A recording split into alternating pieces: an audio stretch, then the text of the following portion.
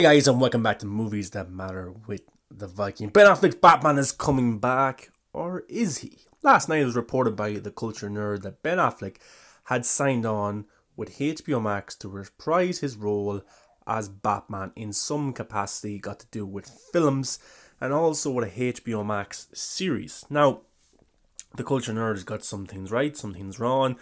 At the end of the day, they are in kind of a scooping business. That's what they do. And I've nothing against that, nothing wrong with that, because there's loads of people out there to do this kind of stuff. And at the end of the day, when the right information comes out, we find out who was telling the truth or who wasn't. But again, with scoops, information can change. Just because they hear one thing, it could change drastically within a day or so and then not be true, and then it makes that scooper look bad. So who knows? But I remember back in May, the Culture Nerd put out a article saying that Ben Affleck's Batman had signed on, or he was in talks to sign on, and now he has signed on, or he's in talks to sign on again. Kind of a similar enough article, but who knows? Maybe in the coming days we'll find out exactly if this is true or not. But my view is that we will not find out whether Ben Affleck is returning to Batman until Zack Snyder's Justice League comes out, and until the HBO Max can measure the success of that property to them and going forward with future projects. Now, they want to get eyes on their platform, and this would be a great way to do it, having Ben Affleck to return. But in their article, they were very picky in what they said, and I'll get into that in a second. But him coming back would be great, and I want that to be true, and I want it to happen, but I don't want to get my hopes up, because for so long in the Schneider Code movement, I had my hopes up when I heard little details or little things from people, and then they ended up being false, so that's why I've kind of, my view on things has changed, and it's changed because of the way that I look at film, the way I look at TV, and the way I look at news and sources and things like that. It has to be a reliable source for me to actually have some weight of encouragement towards what that person is saying. People like the Hollywood Reporter and Variety are very good, reliable sources, but not always as well. But we have to wait and see. The Culture Nerd had this to say in their article on their website. Sources close to the Culture Nerd have confirmed Ben Affleck has signed on for more films as Batman, as well as his own HBO Max series. If this is true again, absolutely brilliant, exciting.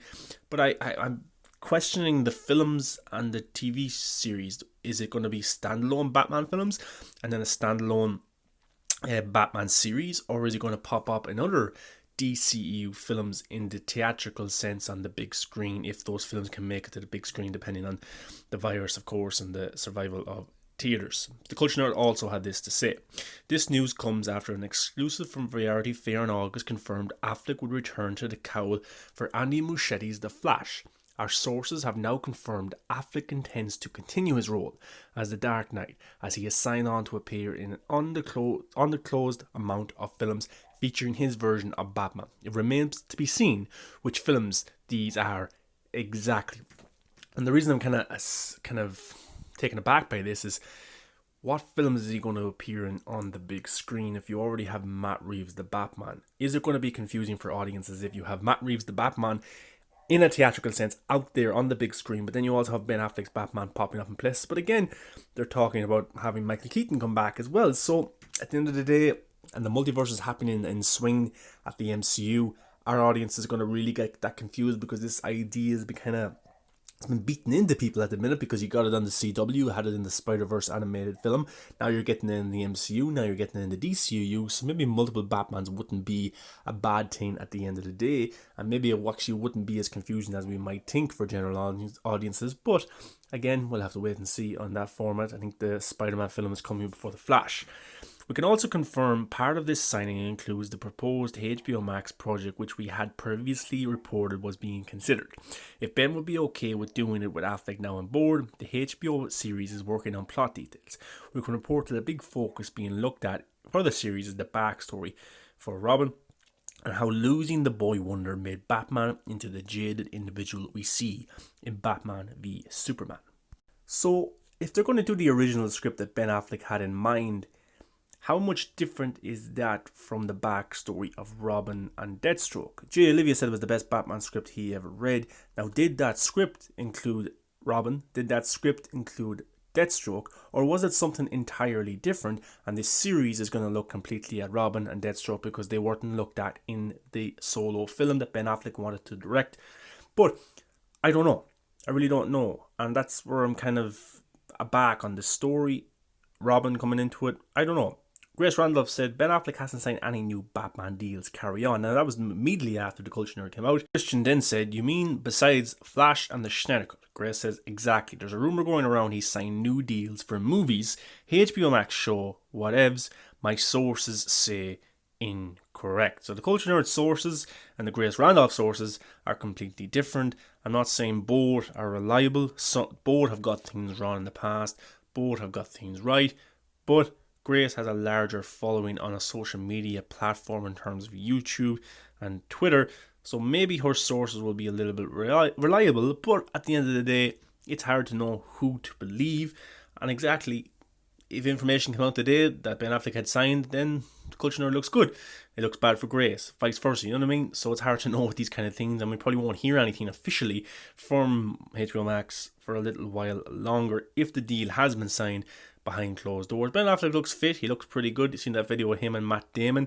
He looks like he could put on the suit again and go at it. But at the end of the day, we won't hear anything for a while, I don't think. And then some interesting news about Zack Snyder's Justice League. Grace, is the additional Snyder Cut photography happening right now? And Grace Randolph says yes. So guys, Zack Snyder's Justice League is officially shooting its additional photography right now. Whereabouts? I'm not too sure. Is it in California? I don't know. I think Zack Snyder was working on Army of the Dead. I know the spin-off has gotten to work as well in Europe. But yeah, Zack Snyder's Justice League is in production right now, and that's great. And hopefully we get to see some confirmation from Zack Snyder or behind-the-scenes set photo. Now, the Batman that's supposed to come out in 2022 now was moved to 2022. The question has been, is it a younger Batfleck? Is it older? Is it in the Batfleck world, or what's going on? Where is it taking place? What timeline? Joker timeline, its own timeline.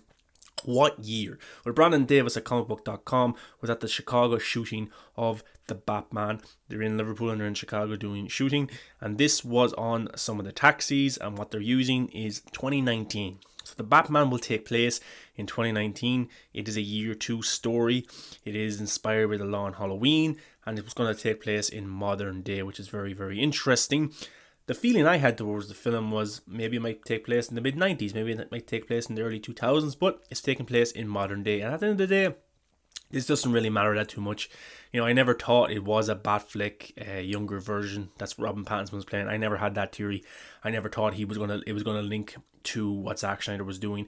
I think there is possibilities that it could be brought into the DCU in terms of the Flashpoint or something like that down the line if this is a success, and let him tell his Batman story first with Matt Reeves, let him tell the story that he wants to do, and maybe then implement that into an overall huge DCU with Wonder Woman, with Superman. We'll have to wait and see, but it's all very interesting. It takes place in 2019, and I'm happy it does, because then it's more relatable for audiences to put it in 2019.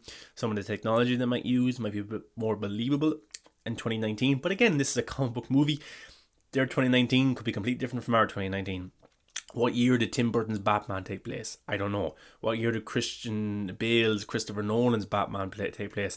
I don't know. They never really put that out there and said this is the timeline, this is where it happens. You know, you can see in numerous films that take place in modern day, the president is different from the president that you have in the United States now. You know, so things like that change and they're different, but it just clears up some things about it being a younger Batfleck version, which I'm happy it does. I'm glad it's its own thing. I'm glad it's taking place in modern day.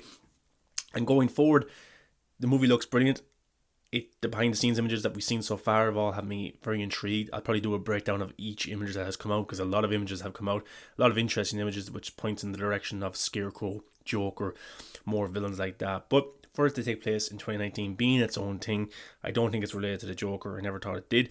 I don't think it's related to Zack Snyder's world. This is Matt Reeves' thing. This is what he is trying to do.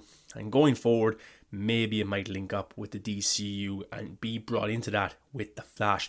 But let's see a good solo Batman film before then. Now, another Batman is Michael Keaton. Reports, it seemed like it was confirmed that he was going to appear in the Flash film, which is supposed to come out in 2022. That'll probably be a change as well. They haven't even started shooting that. But yeah, Michael Keaton was reported to come back in a larger role in the Flash movie. Ben Affleck was also supposed to play a cameo in that, a smaller role. But Keaton was going to play more of a mentor role, and then maybe set up a Batman Beyond film with a younger new Batgirl, and stuff like that was supposed to happen. But Michael Keaton was on the Jimmy Kimmel show, and he was asked, about him returning as Batman. And Michael Keaton said that is not confirmed yet. We are just in discussions. So that's interesting. So that makes me think, is this Flash script even done yet? We know that Ben Affleck read the script and within a week he accepted it. But what happens if Michael Keaton declines? What if he says, I don't want to come back? What way did they change the script in? Does that mean Jeffrey Dean Morgan is brought back in and plays the role that Michael Keaton was going to play? Or does that mean that Ben Affleck moves into Michael Keaton's role and Jeffrey Dean Morgan moves into what Ben Affleck's role would have been? So that's pretty interesting. So I thought it was actually very interesting that Michael Keaton said it's not been confirmed yet. We're in discussions. So they haven't nailed down a deal yet. And maybe why this deal is taking so long is because Warner Brothers want him to come back for future films, the Batman Beyond film, the Batgirl solo film, something like that in the future, and maybe that's what's being brought out, because remember, he has a huge part to play in the MCU in terms of the Sinister Six. He's probably going to be a part of that as Vulture against Spider-Man or Spider-Men, Andrew Garfield and Tobey Maguire, so maybe there's a big contract that he has to have there with them, and shooting difficulties might be in place. But I found it very interesting that he has confirmed that he is not confirmed to come back for the Flash solo film. It's in discussions, so everything can move out. Jeffrey Dean Morgan could be brought back in. Ben Affleck could get a bigger role. Who knows at this stage, but it's not been fully confirmed yet. Andy Muschietti himself confirmed that Ben Affleck was coming back as Batman the day before DC Fandom. I don't know if they outright said that Michael Keaton was coming back, but this could change in the end, and he might not appear as Batman again, so we'll have to wait and see. But guys, let me know your thoughts on everything that's come out. Do you think Ben Affleck is coming back as Batman in a HBO Max series and a film? I think he's just coming back for Zack Snyder's Justice League right now, and if that's a success, he'll come back for more. What do you think of Batman taking place in 2019 and Michael Keaton maybe not returning for the Flash solo film? Let me know below, guys. Give a like, comment, subscribe. Let me hear your thoughts and everything got to do with the DC world. Come follow me on Instagram at Movies That Matter The Viking, on Twitter at Movies That Matter with The Viking. And then give me a subscribe here as well, guys, to keep up with all the latest DC news and movie news. I'll try and bring that to you as quick as I can. Thanks for listening, guys. And until next time, Ben Affleck's Batman might be confirmed as the Batman again. Other than Zack Snyder's Justice League. Other than The Flash. HBO Max, sign him up.